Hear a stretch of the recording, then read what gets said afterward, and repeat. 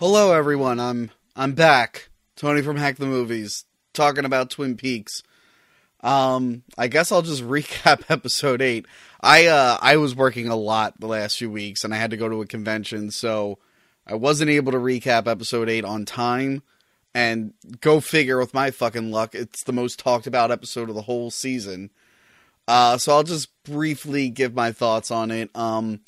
The episode answered my demand of wanting to know more about the homeless demons and seeing more of them, and that whole episode was mostly homeless demons. I think the episode implies that the detonation of the nuclear bomb worked as a way to open up a door to the other dimensions, and through that, all these negative demons came into our world, one of them being Bob, who was thrown up by some white, pale-looking monster, which kind of looked like the box monster, but anyway, it shows like a little town that was taken over. It shows the inspiration for the convenience store, which is where a lot of these spirits hang out. And then a homeless demon dude like hypnotizes a whole town, and then a frog locust goes into a little girl's mouth. And you see the giant put an orb into the orb is the egg for this locust frog thing. And the giant releases it, but it has like an image of Laura Palmer. So the speculation is that Laura Palmer's mother or grandmother or whatever had this like locust demon, this locust frog thing go in her, and that was like the origins of Laura Palmer. Like she was also sent from this dimension, much like Bob was sent from this dimension. But I mean, we'll see if that's all ends up being true. This episode, however, episode 9,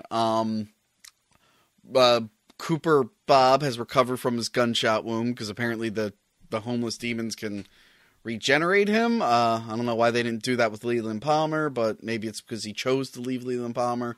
I'm not sure. I think Bob is stuck in this body, so they keep regenerating him. He meets up with Tim Roth and what's her face? I forget her name. And he's gonna have him wipe out the warden, because the warden was in on the plan that they had. It's getting really confusing. Bob calls the scared dude from Mulholland Drive. He's mad that he hasn't killed Dougie yet, so I think Cooper Bob might meet up with Cooper Dougie. It's getting so... I feel like an insane person every time I recap this show. Every single time. Speaking of Dougie, he's still there. The cops are questioning him. They finally caught on that he has no records before 1997. Pretty much confirming that Bob somehow created a duplicate. Cooper is stuck looking at a pair of outlets, because again, electricity is somehow tied to this other dimension, so it was splitting the atom, I guess. It's all a little confusing, but because of him, they're able to capture Ike the Spike, the tiny assassin who kills with a spike for some reason. I'm trying to think what else happened this series. So it is confirmed that they find the body of Major Briggs, which is 40 years old.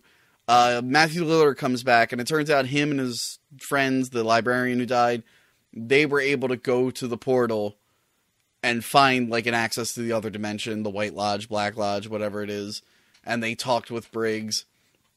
Apparently, Briggs communicated stuff to them. He wanted to know where Cooper was, and then his head disappeared, and then, again, really, really confusing. I wish I could be recapping this better, but it's so hard to do this so fresh off the episode.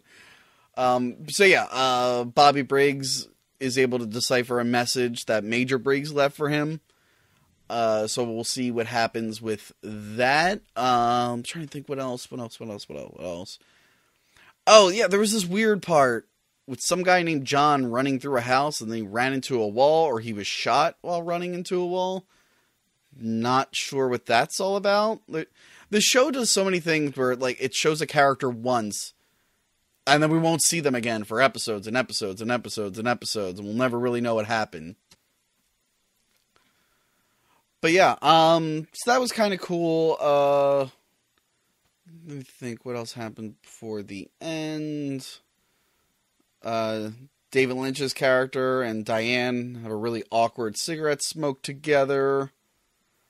And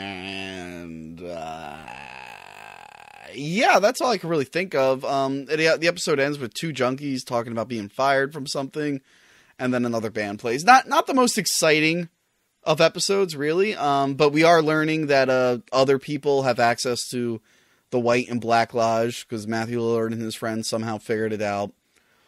Cooper is still on his mission. I think he wants to kill... Bob Cooper wants to kill the real Cooper. And it looks like the real Cooper is almost back. It seems like every time he drinks coffee, he gets a little bit closer to coming back into the real world. So we'll see what happens with that. Oh! The horns. Okay, the main horn, I forget his first name right now. He's there with Ashley Judd. They're still trying to examine this weird humming that's happening in the resort. And I guess they're having an affair because that seems about right. But his brother has been lost in the woods literally for a few episodes now. And he can't get out of the woods. He thinks he's really stoned. His foot is talking to him and telling him that it's not his foot. So I don't know if this is similar to the arm from the Black Lodge. It kind of sounds like him, or maybe he's just going crazy. I don't know. But I kind of want to know what's happening. I'm hoping they start to make sense of a few things. As much sense as David Lynch can. I want to know how Laura Palmer ties into this whole season. I want to know more about